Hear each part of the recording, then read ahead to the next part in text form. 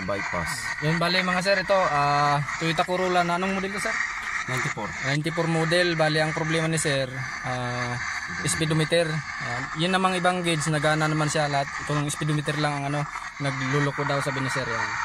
Yan nasa takbo si sir yan, hindi talaga gumalaw yung yung speedometer. Minsan naman daw pag bukas daw ng susi, napalo na. Tapos babalik sa zero, pag nanakbo wala nang galaw. Yan. Kaya nagalaw. Yan ngayon, kakalasin ko to mga sir para makita ko kung anong problema. Yung iba nagpapagawa sa akin malayo, pinapasip lang.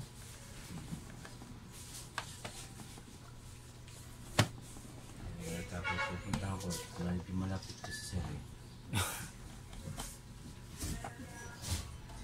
Kagakayos pa manakbo. Talaga lang din ako wala na lang wala pong gaano ng kalaki na tatakbo ko eh. Yun lang talaga yung problema na sir.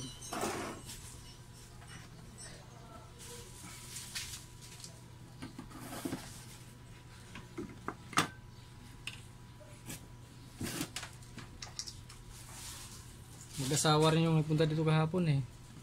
Taga-Tagaytay din. Anong big body?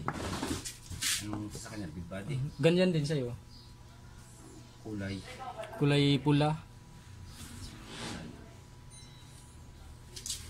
Kaya lang, malaki naman Tagaytay eh. Oo. Kasi pagpasok mo sa barangay na Malapit na sila sa Mendez. Malapit na boundary sa Mendez. Kasi nga, ang ko dyan, kamakilala ko dahil meron kaming sa Mendez eh. Sa Tagaytay eh. Group. Toyota Corolla. Oo. Kaya nga gusto ko makayos yan. Gawa na sa 8 nung araw yun, Sabado. 8 ano ba ngayon? 6 na ngayon no? Ano pa lang? 5 yata? 5? 5 ba? Basta 8. Meron naman kaming Samahan nyo. Tagpuan eh. Oo. Kaya naman ipakita yung sabihin niya parang speedometer po hindi mo na pinaayos yan ha. Sana nga sir lang problema IC.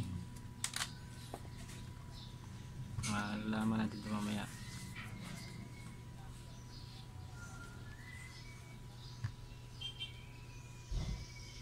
Yan. Nung yun ay pinaano ko hindi naman niya ginayan hindi naman niya binaklas. Nagpalit na rin sir.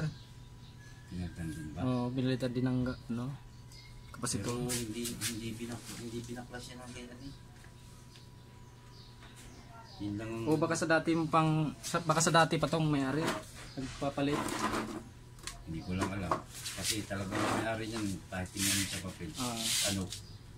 Kaya ako talaga nagustuhan dahil na oo. Yung pinaka magkano daw yun sir? Pinapakamahal naman. 7,000.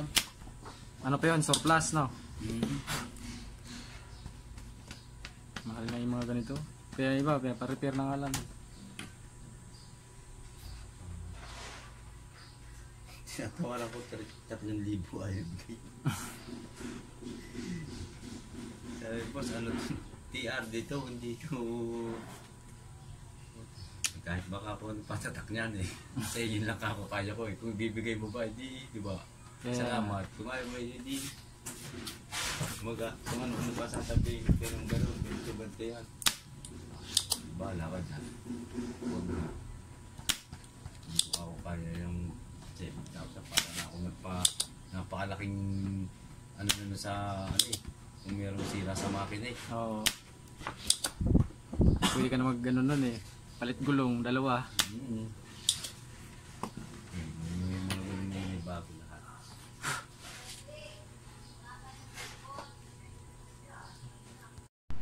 Gagabi sa uwi. Oo. Kakuntas mo. Ang dilim ako to eh. Kaya kalabang ko rin talaga traffic. Hindi naman tapos-tapos yung nila dyan. Ginagawang kalsada.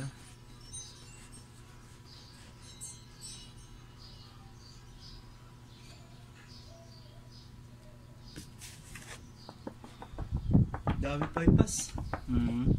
Daming butas na lulusutan eh.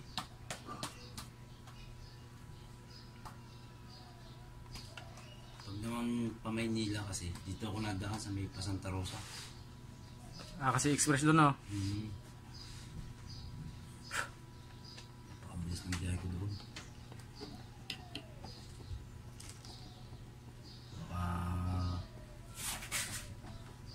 Ano yung pinsan ko sa amin sa Tansay. Paalis. Papahatid sa airport. Titignan ko kung libre ako, pero pagka hindi,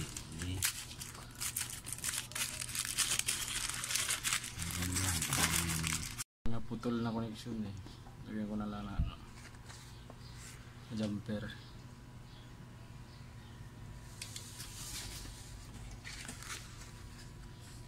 Parang tingin ko yung gumawa ng hindi wala ang gayang-gayan eh.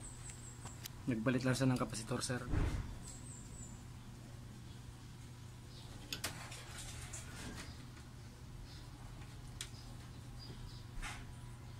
Baka wala pang mga ano yun eh.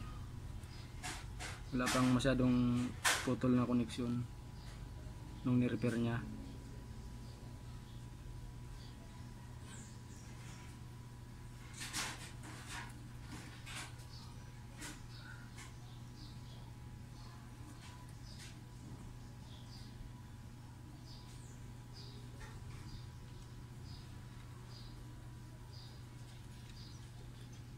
Meron na siya mga putol-putol. Mm. Kaya siguro nagkakaroon na Sa siya. init. Kaya umiinit. Tingnan lang sa akin yung pinakaganto niya puti. Puti yan. Tapos may tatak ng DRD. Yung Parang pang racing na talagang yung inalok sa'yo. oo, 7,000. Ganun pa rin nakailaw. Pag naggas ako, pag ako 500, imposible naman sa 500 ay iilaw pa rin yun. Di ba? Dahil makikita mo naman eh, yan, tulad yung gauge niya yun, steady gayaan. Kaya na ginamit mo na talagang kakain ng malaki, bababa na yan. Hindi din talaga siya nagbabawas. Kalimitan nga ngayon sa mga bagong floater, yung mga replacement. Kaya baka replacement nga siguro yan eh.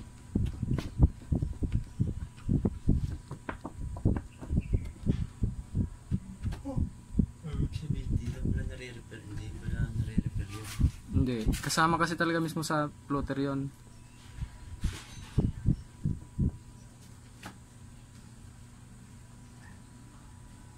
Yung mga nagpapalit ng tangke.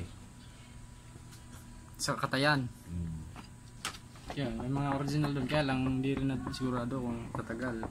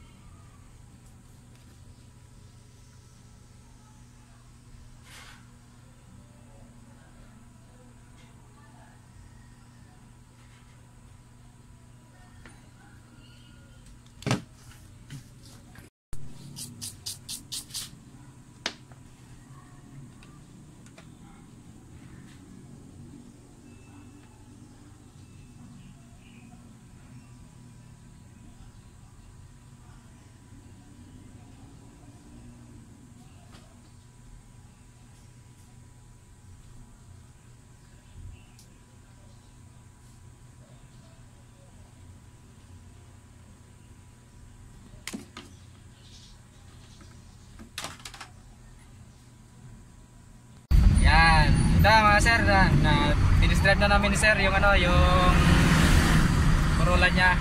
Yan, galing si sir ng Tagaytay. Yan. Akala namin hindi pa rin tumino eh kasi nung sinalpak namin yung panel gauge, sumasabay pa rin sa RPM yung speedometer niya. Yan. Eh nung nilinis ko yung yung speed sensor, ayan, tumino na, kumanda na yung response ng speedometer niya. Yan. Nasa tamang reading na siya. Sir, kaliwa na tayo, sir. Ay, langanin, doon na lang, sa unahan. tayo.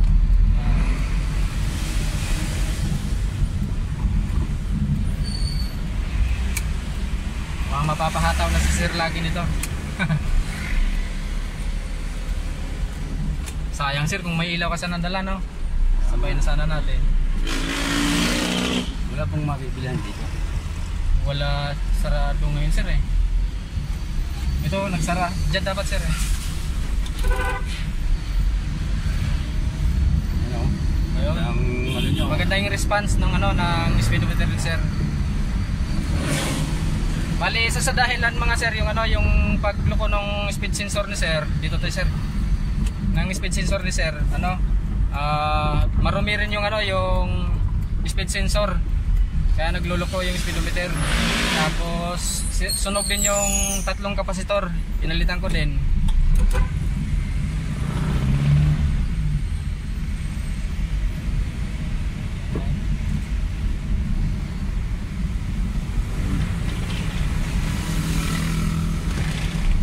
Tama naman yung reading niya eh. Tama lang sir no, sa takbo niya. Yan. Ayos na mga sir, bale ano, maraming salamat sa panonood. Yan si sir, ang masabi mo sir? Ayos! Yan, ikabit na namin ni sir mamaya yung ano, pagbalik, yung cover dito. Ba tayo? Diretso lang sir kasi one way kasi dyan.